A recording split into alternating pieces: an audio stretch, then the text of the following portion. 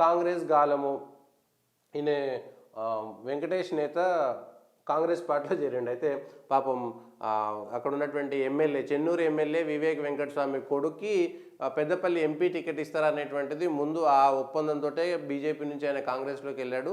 అయితే కాంగ్రెస్లో ఒక చర్చ జరుగుతున్నది. ఇప్పుడు ఒక్క ఇంట్లో 4 టికెట్లు ఇస్తామని వివేక్ వెంకటస్వామి ఎమ్మెల్యే చెన్నూరు, వాళ్ళ సొంత బ్రదర్ వినోద్ ఎమ్మెల్యే బెల్లంపల్లి నుంచి, వాళ్ళ సొంత బావ ఇప్పుడు స్పీకర్ ప్రసాద్ కుమార్ వాళ్ళ ఇంట్లోనే సొంత బావ.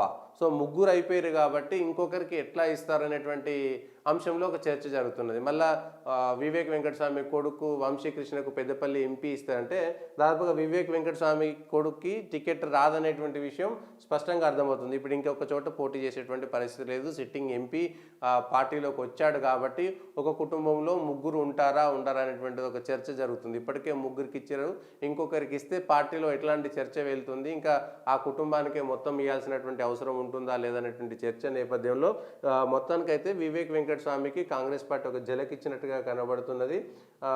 సిట్టింగ్ ఎంపీ వెంకటేష్ నేత 2018లో కాంగ్రెస్ నుంచి ఎమ్మెల్యేగా పోటీ చేసి 2019 ఎంపీ ఎన్నికల్లోకి వచ్చేసరికి మళ్ళీ ఆయన టీఆర్ఎస్లోకి వెళ్ళిపోయారు. అంటే బాల్కసుమన్ ఎంపీ ఉండి మళ్ళీ ఆయన ఎమ్మెల్యే పోవడంతో అక్కడ వెంటనే తీసుకొచ్చి రాజకీయం అంటే 2018లో ఓడిపోయిండు, వెంటనే ఇటు వచ్చిండు, మళ్ళీ అటు వెళ్ళిపోయిండు. ఇప్పుడు మళ్ళీ ఇంకోసారి గెలవడం కోసం ఆశ. ఇప్పుడు టీఆర్ఎస్లో కూడా ఒక కొట్లాట నడుస్తున్నది. యాక్చువల్గా సిట్టింగ్ ఎంపీ ఉన్నటువంటి టీఆర్ఎస్ వెంకటేష్ నేతకి ఇస్తారో ఎవరైనటువంటి ఒక ప్రమాదం ఆ టీఆర్ఎస్ఏ చేసింది.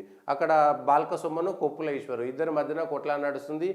కేటీఆర్ బాల్కసుమన్కు టికెట్ ఇవ్వాలని, కేసీఆర్ కొప్పులేశ్వర్కు టికెట్ ఇవ్వాలనేటువంటి చర్చ జరుగుతున్న నేపథ్యంలో వాళ్ళిద్దరు కొట్లాడుకుంటుంటే నాకెక్కడ టికెట్ ఇస్తారని ఆయనే ముందే సర్దుకున్నట్టుగా ఒక చర్చ జరుగుతుంది. ఇప్పుడు బాల్కసుమన్ పోటీ చేస్తారు, ఎందుకంటే నేనే కేసీఆర్కు పెద్ద బంటు అని బాల్కసుమన్ పాపం సీఎం రేవంత్ రెడ్డి మీద చెప్పు చూపెట్టి పెద్దపల్లి ఎంపీ టికెట్ కన్ఫర్మ్ చేసుకున్నట్టుగా కనబడుతుంది.